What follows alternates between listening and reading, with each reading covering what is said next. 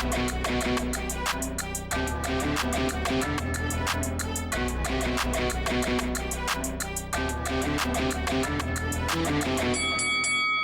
guys, welcome to Boxing Squared for boxing news and views from around the internet.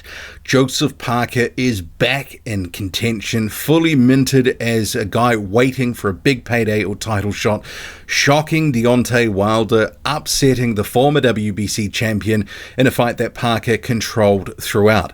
Deontay Wilder looked rusty, he didn't look urgent, and he didn't seemingly have a clue about what to do to break Parker down, and he wasn't able to land many right hands, certainly none of note in the fight.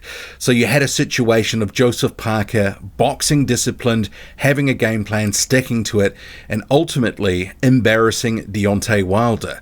And after the fight, Deontay Wilder acted like he had won the fight, and he seemed disappointed when he didn't get the decision.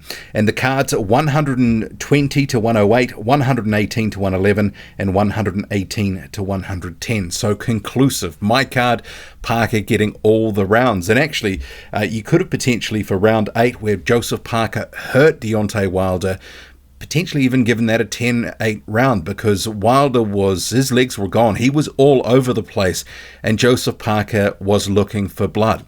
He went after Wilder and almost stopped him late in that round. So Joseph Parker, those early rounds, this fight kind of went, I think, the way many of us expected to some extent. Low volume, with Parker the better boxer, the better skills, racking up rounds. But the other half of the equation, which normally happens with Deontay Wilder fights, say Gerald Washington, Luis Ortiz, Artur Szpilka, the list goes on, he just wasn't able to find that punch. He wasn't able to actually land anything of note. He was barely throwing the jab. At times, it didn't look like he knew what he really wanted to do. And sometimes, especially later in the fight, he was throwing hammer fists and embarrassing punches like that. Wilder looked shocking. He looked, rusty. 1 round in 2 years was not good for him. But I think also you have to say he looks far diminished from his prime. And after the fight, delusionally said that he thought he was up in the fight.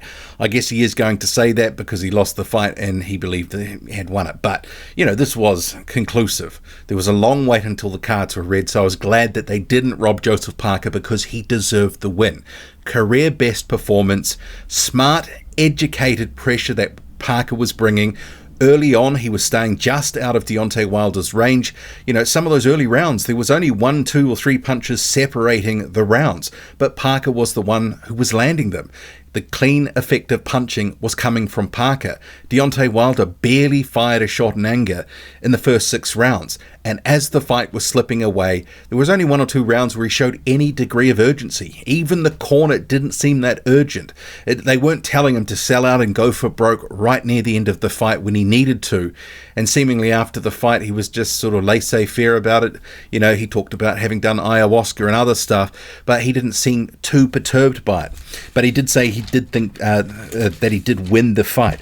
Actually, I'll just go to his comments here. He said he felt that he had done enough and that he did have the upper hand, but he did admit that his timing was off. But then he said, look, no excuses, and we move on to the next one. Parker, he was triumphant in his post-fight speech, saying, today was my day. Later in that, he said, I'm back, I'm ready for anything. But he said his key with the strategy was to stay calm, stay relaxed, and focus for every minute of every round. And that is what he did. And he did admit, though, that he thought maybe inactivity played a part for Deontay Wilder. But Parker's the one who's been in there, who's been busy and been active in 2023. He was fight ready, 4th fight of the year. Deontay Wilder, I think from those fights with Tyson Fury, slightly diminished version. But look, Joseph Parker had to go out there, get it done, had to deal with the danger of the right hand, and he admitted there were some that hit him even on the gloves, and he said they were powerful. But he went out there with a clear strategy and executed it. It was a very, very good performance from Joseph Parker.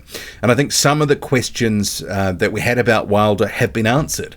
I think the inactivity did play a part. I think Deontay Wilder at 38 is past his prime, but he is still a good fighter. And you have to give Joseph Parker a huge amount of credit for stepping in at, 6 weeks' notice, being ready for this sort of fight, and then putting on a smart and disciplined performance where he embarrassed Deontay Wilder.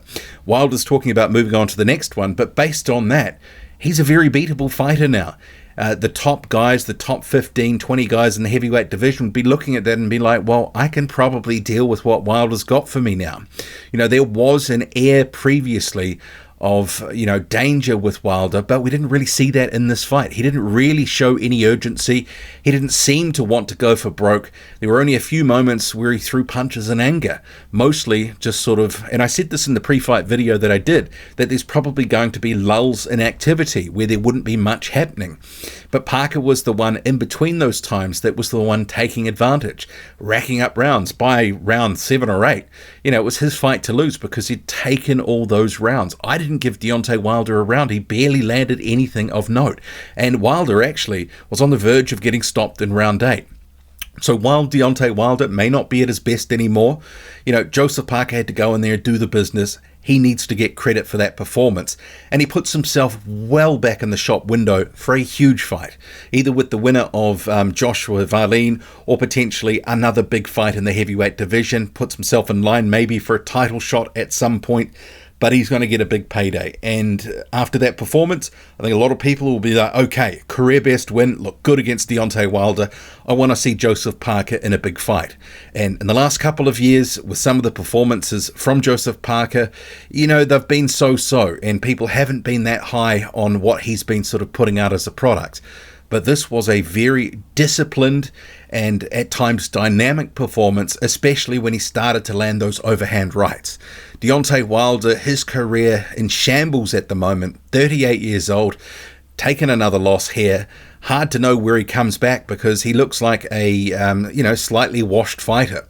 But Joseph Parker, he's the one, Johnny on the spot, gets an opportunity out of nowhere for a big card, grabs it with both hands. So you have to congratulate him, commend him for the performance, and hope that he moves on to something bigger and better. Questions have been answered for both. And Joseph Parker is the one that clearly has more in the tank at this point of his career and is still ready to make another run. What did you make of the fight and the performance from Joseph Parker? And also Deontay Wilder. He called himself Dr. Sleep this week, but he put himself to sleep and did not deliver a performance at all. He was completely MIA.